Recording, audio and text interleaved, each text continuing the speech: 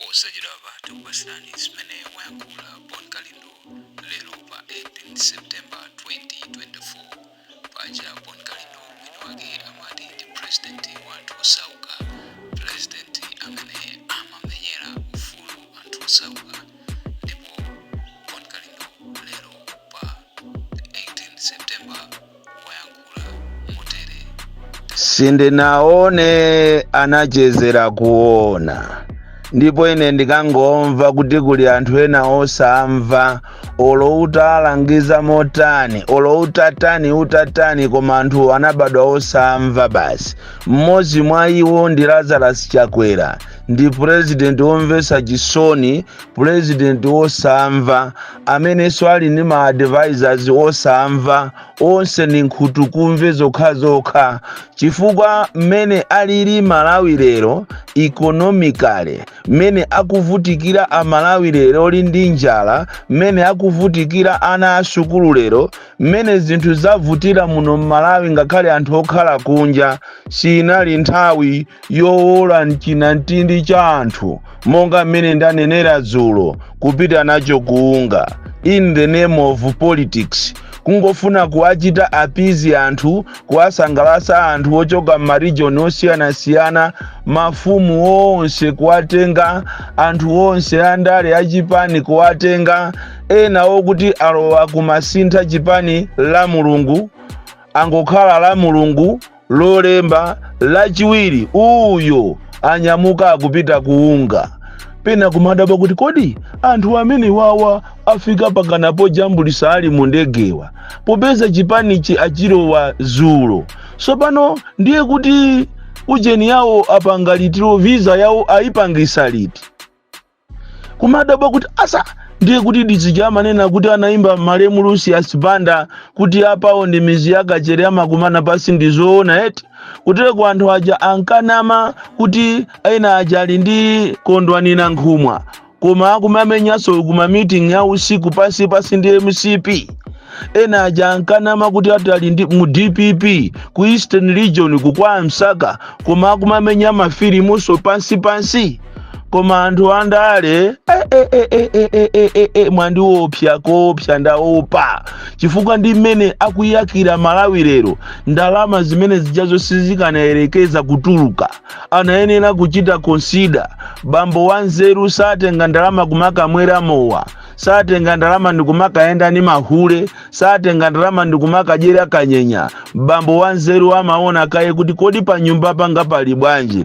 Lero mmene akuvutikira Malawi leroli sindikukhulupirira kuti ndalama zimene zijazo zikanapita kunja, malo mogulira chimanga, malo mogulira mankhwala muzipatala, malo moonesesa kuti china chilichonse Malawi muno chikuyenda odale. Lero mukutenga ndalama ziko lokuti pakali panopalayamba pang'ono kumasunthira kuminzere ya mafuta, ndikuti tu mafuta aja munkanama kuti mwalandira kunsanje aja. Lero ma filling station mumukuzaza kopya asogoleri onama. So pano ngati akunama msogoleri akoti ndi president kumanama kuli bwanji ana amusimu. Ndizomvesa chisoni itu kwambiri mmene Malawi akuzunzikira even oloku immigration kumene kutero kwa anthu ena akuona ngati nkhani ya ku immigration inatha. Anthu aku immigration ofuna ma passport akuzunzika kopya, ndiponso passport yomwe ukayipeza kuti akakudindire pa boda kuti upite kunja ukuyenera upereke ndalama za nkhani kupereka pa boda. Kodi Malawi azapumula liti? Malawi azaponda pati? Azapeza liti mtendere? Chifukwa uundu ukaidi sizikusiyana, ukaidi kapena ukapolo sizikusiyana. Ineyo ndisindikukhulupirira kuti zimene zindizoona muziko lokuti longokhala ndi mafias basi. So kairo wa Malawi anyaka ziko alipe business as usual. Kumuona msogoleri akuphwanya malamulo, business as usual kumango muyang'ana. Kumuona msogoleri akupanga zinthu zosakhala bwino kumango muyang'ana. Waona asogoleri akewo onse kumizi kwawo anthu awo akuzunzika kopya. ndipo ngati kuli chigawo chimene anthu akuzunzika abale, inde Malawi muno muli mavuto, koma ngati kuli chigawo chimene anthu ache akuzunzika kopsa ndi Central Region. Mukampezi munthu wakumuzi kweni ku Central Region akuzunzika. Tithokoze azimayi awawa kapena anthu ena a business amene amapita ndikumakabwereka minda kuti azilima kumeneko. Anthu akugonera madeya ku Central Region itu, kugonera madeya, kukalima ganyo yolima kukapanga ganyo yolima kumunda ndikupasidwa deya, kapena ndikupasidwa mabotolo amazi, kapena ndikupasidwa chitenje. Zikulumvesa chisoni kwambiri kumuona munthu alibe chiyembekezo china chilichonse koma sogoleri aje angonjoya, today here tomorrow there, kuposa so company ya Siku Transport. Nizomvesa chisoni, ine nimamva chisoni kopsa.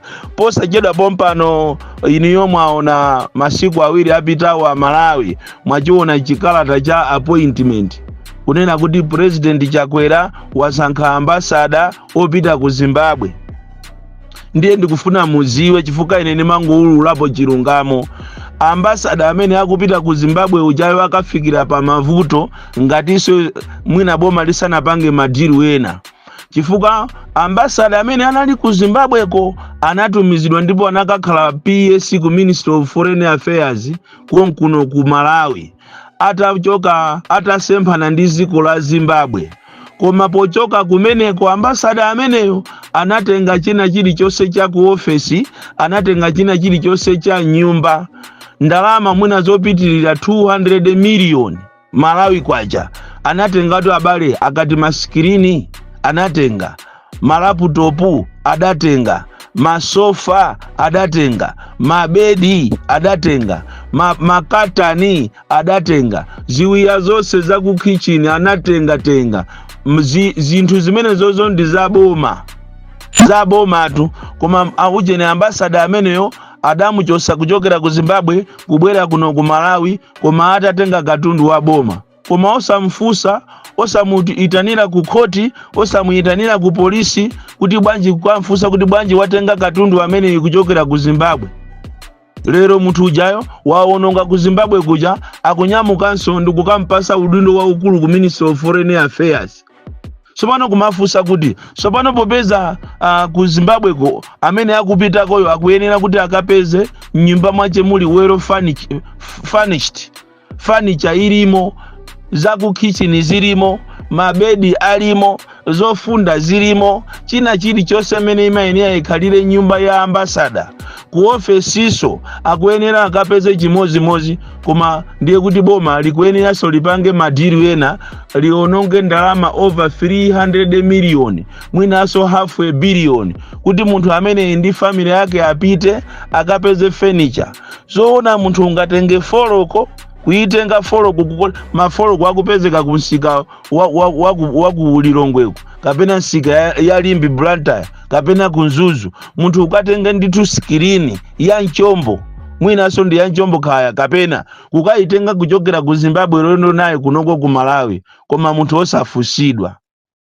Ziko la anthu okuba, asogoleri wokuba, asogoleri chimene akuziwa basi ndi madiru basi, palibepo chimene akupanga ndicho linga kuti at least Amalawi amve kukoma.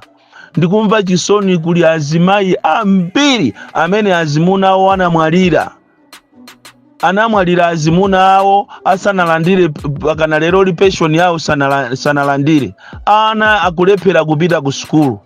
Koma boma lili vyende inu tatenga ni ndalama zimwe apase ana anyake. Azimayi pakali panopo ena anasiya katundu, inu ndimakumbukira wame wina anasiya katundu wake kudowa kumponera, kuchoka kondi ana ulendo kumuzi kwawo kuti akangopeza mtendere, chifukwa ngakhale uloya pa 14 ijayo si kubwera.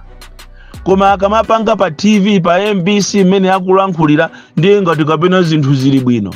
Koma ayi ndithu kodi Malawi imakamaka ife tinalozedwa ndi ndani?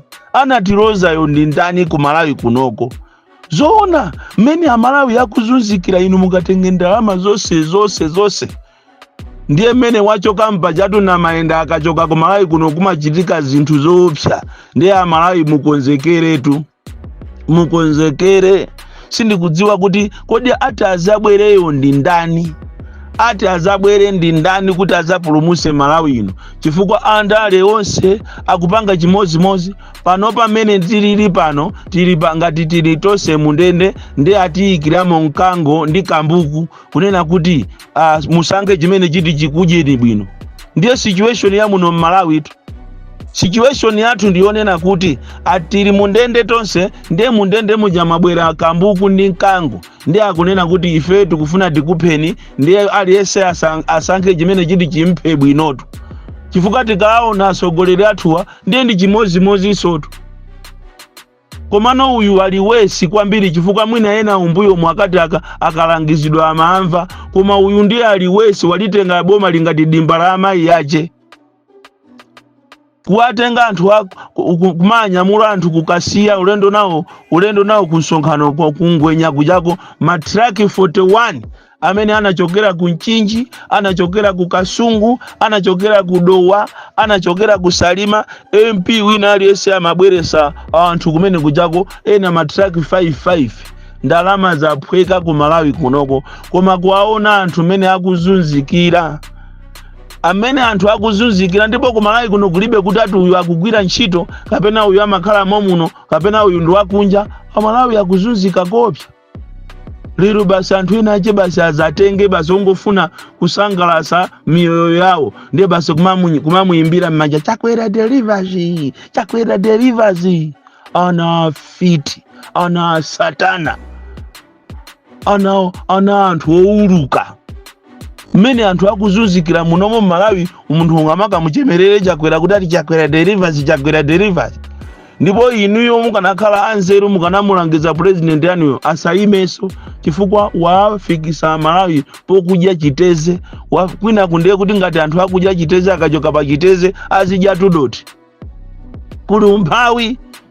Tapitani mu Central Region muno muyende abale muupange kafukufuku, muone anthu mene akuzunzikira ku Salima, muone anthu mene akuzunzikira ku Dowa, muone anthu mene akuzunzikira ku Kasungu, ku Mchinji, kudeza. Koma ino ena ndi aja kudeza kukana kupereka ngongole za nifi.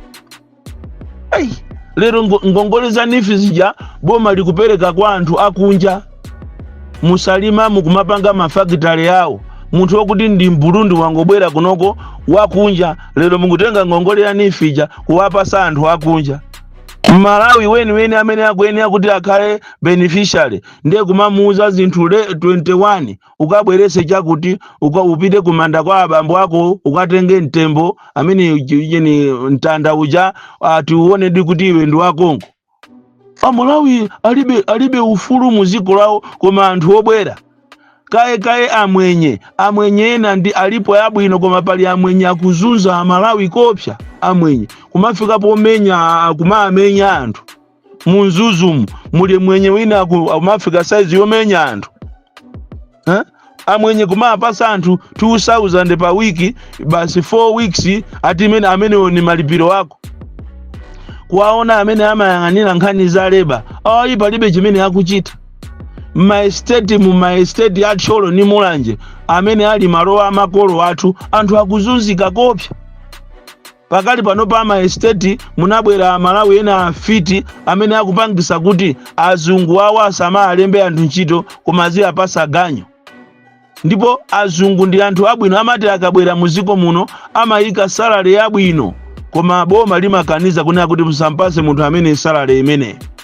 Kuma estate ku anthu ndi agalu ndi anyani, koma lilipo siku ine ndimatha kuliona siku limene tizazuka. Tcholo ni Mulanje tizazuka. Kuwaona anthu amene anapita kutheba abale akuzunzika kopya, koma ndalama ndi zawo. Ndalama Mungu abere aboma kumangoja. Mukapita kuja ku Ministry of Labor kumene kumabwera so department imene imabwera so jeni ndalama zochokera ku Zimbabwe, Mungu sija ndalama zija. Kumango apasa azimayi matenda m'maofisi. Nderero tu wanuyo wanyamuka, nzanuyo wanyamuka wapita kuunga molawira wokhala ngatiso akuthawa, kusiya mavuto kumbuyo kuno ku Malawi kuno mavuto azaoneni. Koma siku lina kuzacha. Bon Kalindo, the DC, mwana woopsa kwambiri, the most deadly and dangerous child from Jeza Village, T.A. Mabuka, Box 76, Mulanje, Malawi, Southern Africa.